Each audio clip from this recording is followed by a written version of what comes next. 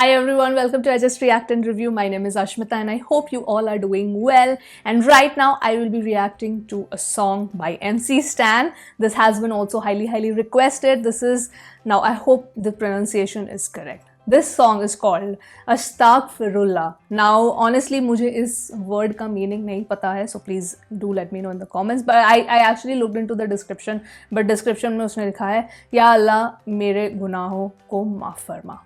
So I think he's talking like he's seeking forgiveness.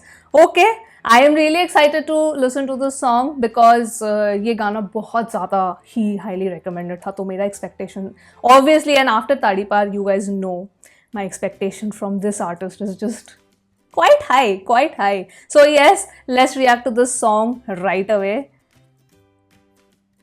Okay. Subtitles में लिखा Spanish auto generated. That I of course don't need. So I don't know if he's mumble rapping here or it's just like the regular rap. Okay.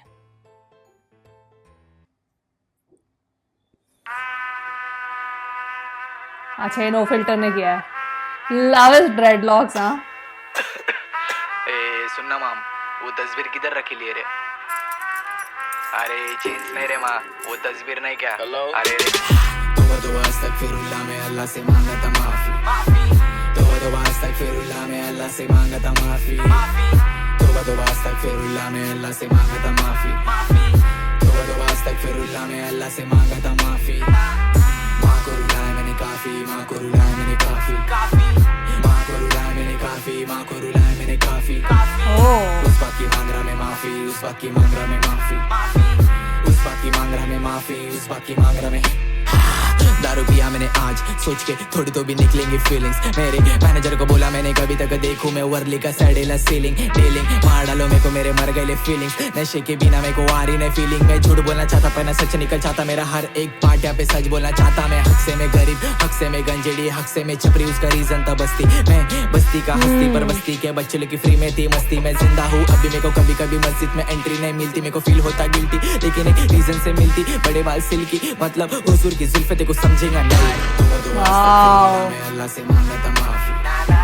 तो अस्तगफिरुल्लाह में अल्लाह से मांगा था माफी. Dude, he's another level, man. अस्तगफिरुल्लाह में अल्लाह से मांगा था माफी. माफ करो साफ करो. तो अस्तगफिरुल्लाह में अल्लाह से मांगा था माफी. माँ को रुलाया मैंने काफी, माँ को रुलाया मैंने काफी. माँ को रुलाया मैंने काफी, माँ को. Song about guilt.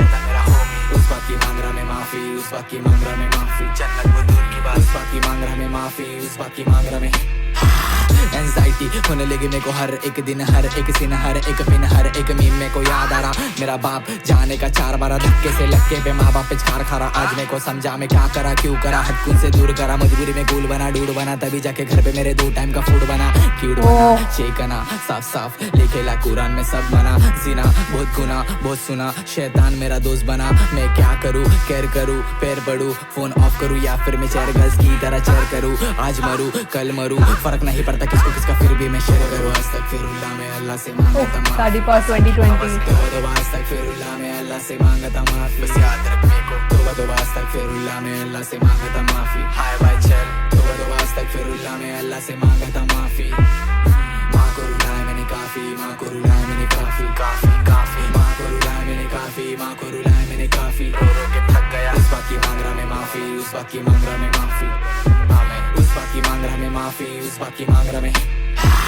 मैं बनेला हक से तू बनेला लग से. ऊपर वाला क्यों हर टाइम हमको बख्शे. रमजान के महीने में अपन बच्चे लोग मस्ते हंसते फंसते. तुम भूल गए रस्ते. ईमान को बेच के जा नमाज पे बैठे ले शैतान. आज ताज मेरे सिर पे परेशान. हर एक फिरके मेरे को लेकर उनको मालूम कभी चेंज नहीं होने वाला. मैं सच पसंद तो हज पसंद कर. जितने भी बातें बोली सब हजम कर. बात को रात को लगता तो बाप को पूछ. मेरे शायद से तुझ नहीं मांगता मेरे को कुछ. बस मांग रहा मैं माफी. अपना दिल साफ करो माफ करो. अगर हो सके तो मेरे को दुआ में तुम याद करो. खुदा हाफिज.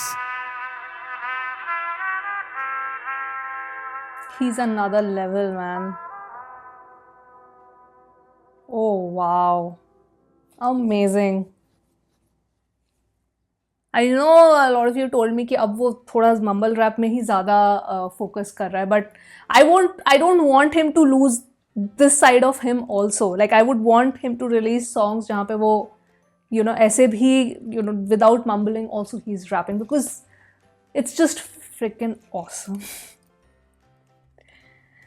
I know, अब समझ रही हूँ मैं क्यों इतना highly recommended था. It's not just the song, it's the lyrics. It's always the lyrics with him. He is so brutally honest about him being a flawed human being.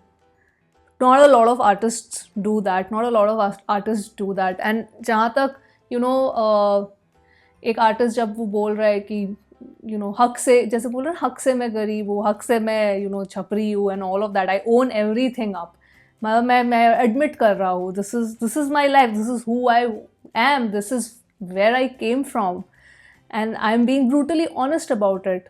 तो वो होता है ना जो बोलते हैं कि पहले प्रॉब्लम का सल्यूशन अगर ढूंढना है तो पहले प्रॉब्लम एक्नॉलेज करो, ऐसे बोलते हैं. So it's like he is acknowledging everything जो भी उसने किया है. And I don't know, I feel that this song had a lot of guilt inside it. Like he really poured out his guilt in this song, जहाँ पे वो सच में बोल रहा है. स्पेसिफिकली जो हुक में उसने कितनी बार बोला कि जो मम्मी को मैंने अपनी रुलाया, मैं specifically, that's the first thing that I want to be sorry about. Like I want forgiveness for that, is that मैंने अपनी माँ को जो रुलाया है, मुझे उसके लिए माफ़ी चाहिए. insane. I love that. And I think as an artist आपको बहुत ज़्यादा फार साइटेडनेस चाहिए, बिकॉज इसकी लिरिक्स में ना एक अलग लेवल का मेच्योरिटी है. And that only, I mean unfortunately that maturity has come to him because he has been through so much shit. That's what I feel. Because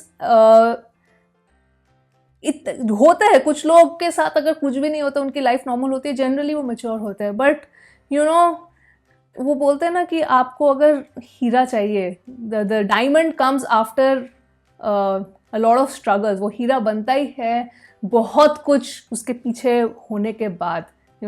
ऐसे ही नहीं हीरा पैदा हो जाता. So I feel that's the analogy I want to give for this particular artist, because MC Stan का जो overall persona, जो feel है, it just takes me to another world. His songs particularly takes me to another world, because it feels extremely personal. It's like him giving us a glimpse into his life. जहाँ पे आप देखते हो कि कितने सारे जो आर्टिस्ट होते हैं, सेलिब्रिटीज़ होते हैं, अभी तो इतना ज़्यादा सोशल मीडिया हो गया दैट वी अंडरस्टैंड कि कौन जेन्युइन है और कौन फेक कर रहा है कैमरा के सामने. So when you find very real artists like him, they should be protected. They should be fiercely protected. But of course, it can go both ways. अब क्या होता है कि when you start loving an artist so much, आप उनकी हर चीज़ defend करने लगते हो. And even if they do something wrong and out of the line, you still as fans, we sort of defend them. और ये शायद we as fans हमारे साथ कभी ना कभी तो definitely हुआ ही है, where we defend the artists that we love. But with MC Stan, I feel that with the songs, with the kind of songs that he makes, where he is so blatantly telling that I have done mistakes and I'm seeking for forgiveness, it also teaches you a sort of a lesson where he makes you understand that yes, I'm an artist, but I'm also a human being. Like I can definitely make mistakes. So if I do make mistakes, I'm gonna own up and I'm gonna seek forgiveness. So like just don't defend me blatantly, because if I make a mistake, you will know. So I think that line, that balance, if an artist can draw and he can sort of tell the fandom, nothing like it. And वो बोलते हैं ना कि आपका काम बोलना चाहिए, आपसे ज़्यादा आपका काम बोलना चाहिए. So I feel with MC Stan, I always get this feeling that he's brutally honest with himself. He doesn't, like, he really pens down his heart and soul while writing. Every song gives me that feeling, every song, because he is writing from his personal experience. So yes, that was the reaction. Those were my thoughts. Love the beat. The beat, more than the beat, I think I was much more concentrating on what he's talking. And with MC Stan songs and with any hip hop song, मेरे लिए particularly, first listen में कभी भी मेरे को 100% song का grasp नहीं आ पाता है. I need to listen to it like multiple times to really, okay, अच्छा अब मैं beat थोड़ा ध्यान से सुनती हूँ, अच्छा अब मैं थोड़े और aspects ध्यान से सुनती हूँ, अच्छा अब मैं overall flow देख लेती हूँ, कैसा लगा. But overall right now, like in my first listen, I think what stood out for me in this song are the lyrics, are absolutely the lyrics. So yes, that was my reaction for Astaghfirullah by MC Stan. Please share in your thoughts in the comment section below. आपको इस गाने से क्या feel हुआ, क्या लगा, basically your opinion about this song. I would love to read them in the comments. And yes, that was it from me, guys. That was the reaction for today, and I will sign off now, and I will see you soon on my next video. Bye bye.